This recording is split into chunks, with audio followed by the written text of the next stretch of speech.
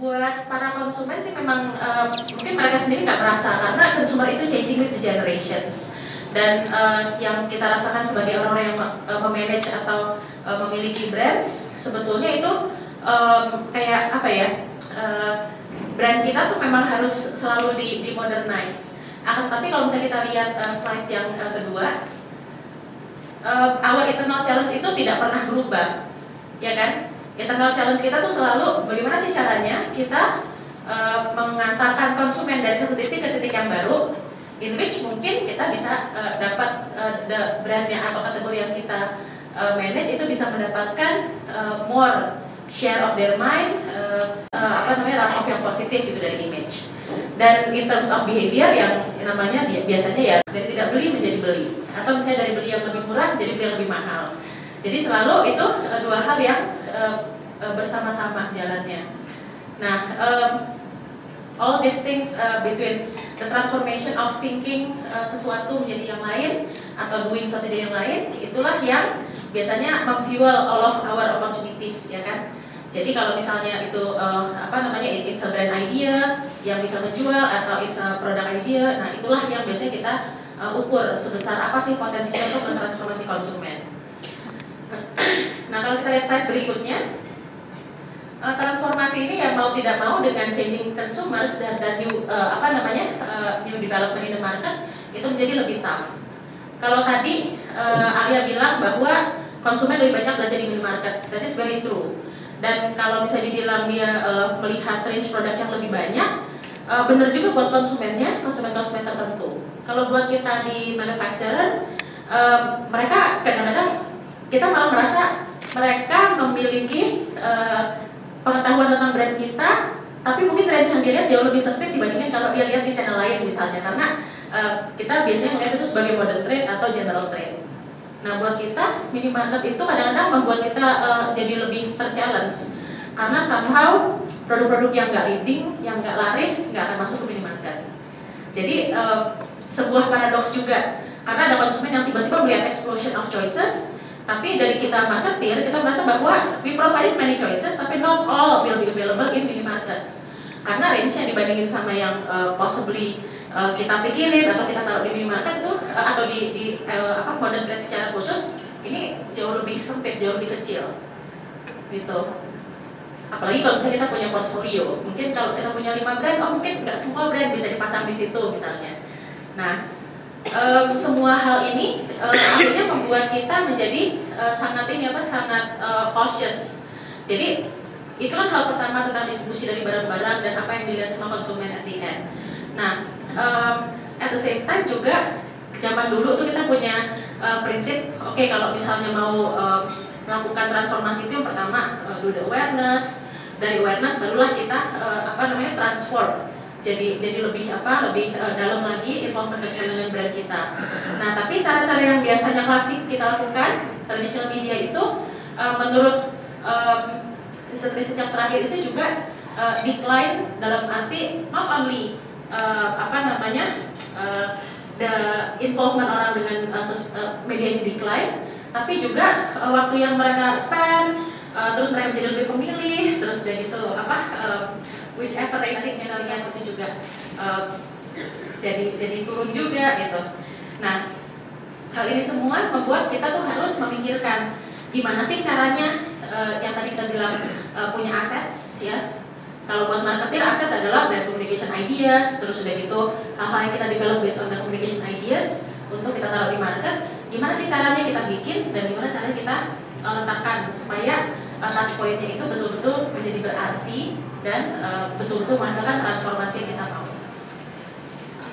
Nah ini kalau ilustrasi aja, harga TV, spot di TV misalnya, ini dalam waktu berapa lama aja sudah double. And what happened, our marketing budget kan tidak pernah double ya. Kecuali kalau kita launch produk baru misalnya, itu namanya start from zero with a certain bet gitu, bahwa akan ada growth yang kita generate. Atau produk kompetitor semua akan turun pindah ke kita misalnya. Jadi memang ini fenomena yang pasti akan melanda kita semua. Jadi udah harganya mahal tapi viewershipnya menurun. Nah yang sebelah kanan itu juga itu majalah. Jadi ini sebagai ilustrasi. Yang merah adalah orang yang baca koran, which itu turun juga. Jadi ini data across 9 city. Terus sementara harganya ya kalau dilihat dari ini ya kayak hampir double itu harganya. Jadi audiensnya tinggal setengah, harga makin double. Jadi kayak seolah-olah inflasi 300%. Luar biasa kalau dari traditional media ini. Nah, selain harganya mahal, the ability of us to reach that certain number of people juga jadinya sangat terpengaruh ya. Nah, ini sebenarnya ilustrasi aja tentang media consumption kita bandingkan dalam kurun waktu 5 tahun, 2008 versus 2013. Jadi kalau TV itu secara reach, semua orang pasti masih nonton TV, jadi reachnya tinggi banget. Tapi media yang lain, jadi ada radio, ada sinema, ada koran, tabloid, majalah, itu semuanya tuh turunnya udah sangat drastis, hampir setengahnya. Dan orang tuh pindahnya kemana? Mereka tuh pindah ada yang ke internet atau ke digital media secara overall. Dimana kalau yang sebelah kiri itu yang ada www, ya yang ini, itu maksudnya internet secara general. Sementara kalau yang kanan itu lebih ke digital lewat mobile. Jadi ini yang area dimana terjadi exponential growth. Jadi naiknya udah lebih dari double and very quickly. Dan selain itu juga ada multi screen behavior kan yang kita selalu lihat. Jadi orang biasanya nggak hanya mengkonsumsi dari screen yang banyak, tapi juga kadang-kadang bisa simultaneous mereka lakukan. Baik Kak, ya. Kalau boleh tanya sedikit, kan media consumption semakin melonjak ya digital, as we know already. Cuman banyak sekali yang aku temukan kendala-kendala dari teman-teman klien adalah gimana cara monitornya ya, efektif beneran nggak sih, atau gimana cara sustainnya nggak sih? Ada how do you cope with that? Justru kalau media digital itu paling terukur dibandingin yang lain. Jadi kalau misalnya TV kita mesti ngandalin sampling, matrix segala macam. Kalau media digital, even kalau ini sebuah kotak yang gambar orangnya di atas sama di bawah, mana yang lebih bagus itu bisa kita ukur dalam waktu kurang dari sehari. Gitu. Pop-up gitu. Ya, apakah itu pop-up atau itu banner, tapi memang secara cara-cara semuanya memang agak lebih berbeda. Jadi actually metric wise jauh lebih terukur. Efektif atau nggak efektif, nah itu yang kita akan harus mencari secara lebih dalam lagi. Nah, tapi kalau kita lihat dari sini aja, biasanya orang yang konsum TV, mereka juga akan konsum yang lain biasanya. Nah, kombinasi TV sama digital ini kita punya studi yang memperlihatkan bahwa memang orang tuh diintroduce sebuah ide lewat TV, tapi setelah itu interaksinya berkembang lewat media yang lain, contohnya media digital. Ini gimana ya? Kalau saya, nanti bagaimana nih? Kalau misalnya social media kan aktif banget nih di sini gitu ya. Dan banyak sekali brand-brand sudah menggarap nih social media dengan berbagai macam cara. Atau mungkin agak mirip-mirip kalau misalnya kita bahas. Gimana sih sebenarnya cara menggarap social media yang lebih baik gitu, supaya lebih optimal? Itu pertanyaan yang selalu ditanya oleh banyak klien, dan sebenarnya sih nggak ada satu jawaban absolut gitu. Ini loh resepnya melakukan branding social media yang benar.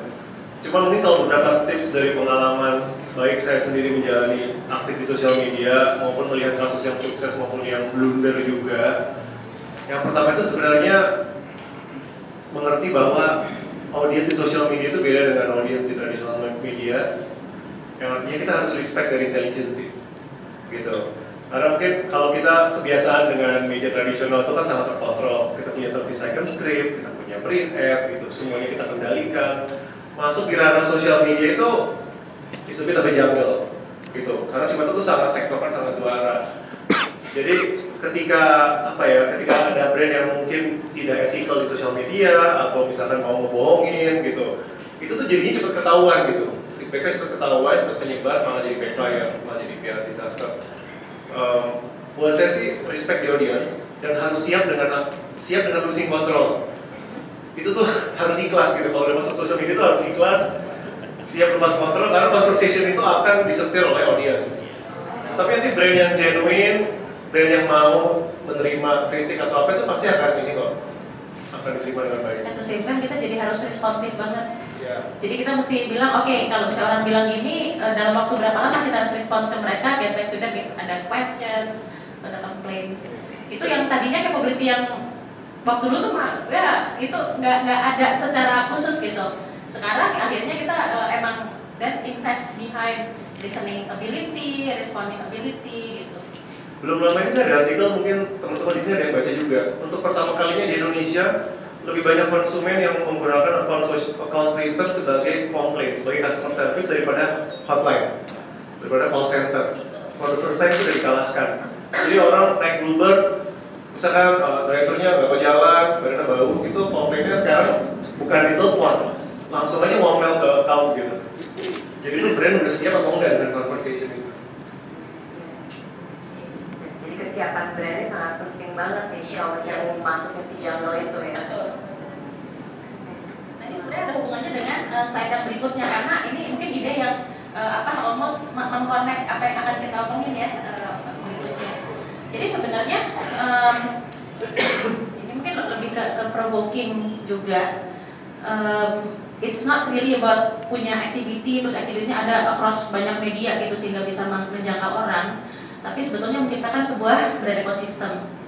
Jadi brand ecosystem itu bekerja at the brand level. Jadi apapun activity-nya itu go back to building the brand, atau kalau misalnya salah ya not building the brand. Tapi intinya sebetulnya kalau kita lihat di sini, traditional media itu hanya menjadi satu bagian kecil aja. Akhirnya dari konstelasi apa yang kita berikan, stimulus yang kita berikan kepada konsumen untuk tadi mereka bertransformasi tadi dari berpikir ini jadi berpikir begitu, atau dari beli jadi tidak beli menjadi beli, atau dan seterusnya. Nah di luar ini baru ada yang touch point yang lain. Jadi misalnya ada different devices yang membuat orang tuh punya experience berbeda misalnya kan. Nah dari device ini mereka bisa menjangkau hal-hal yang lain nih yang brand bisa lakukan, apakah itu sifatnya sebuah social involvement lewat different networks atau different media yang di mana mereka bisa berinteraksi dengan kita atau berinteraksi dengan temannya. Terus ada juga macam-macam seperti events. Terus increasingly search ini malah kalau saya dengar terakhir malah not only brand tapi people, di mana kalau misalnya nih ada seorang, let's say, karena lagi mau pemilu ya, presidential candidate misalnya, it's very normal kan kalau misalnya kita mau ketemu orang terus kita cari dulu gitu. Nah ini juga sama, misalnya ada senator ini kita cari dulu. Nah actually banyak banget hal-hal yang biasanya nggak terlalu enak itu lebih cepat seperti wildfire merambah di sosial media. Sekarang ada agensi yang memberikan ini service pembersihan di sosial media buat para klien-klien yang ingin supaya di-reshape imagery-nya. Nah, kalau buat brand sih intinya adalah kita benar-benar either mendesain supaya apa yang kita apa yang kita ingin asosiasikan dengan brand itu betul-betul menjadi part of experience orang waktu men-search, atau kita betul-betul make sure bahwa all our activities itu optimize enough sehingga orang kalau mau find out gampang sekali gitu. They can come to us, they can come to the brand very easily. Nah, nanti baru banyak sekali yang interaksi-interaksi yang lain gitu. Jadi sebenarnya nanti tugasnya kita sebagai marketer itu akan harus mikirin apa sih idea atau what are the objective atau purpose dari si brand ini yang terus kita mau bawa dan kita mau naturally approach people with. Karena orang tuh kan nggak, kalau misalnya di sosial media juga mereka nggak mungkin bisa kayak di model-model hard sell gitu ya. Pasti everything comes very naturally, things are coming from friends recommendations, jadi yang disebut social by design gitu. Dan hal inilah yang membuat kita harus apakah menginvent a certain way of spotting the right big idea, ya kan? The right big idea, terus mencoba si ide itu tuh apakah gimana cara kita memold si ide itu sehingga nanti waktu dia di expand ke different places dia betul-betul bisa membantu kita build the brand, build the sales, build the growth. Mungkin dari saya sekian seperti itu.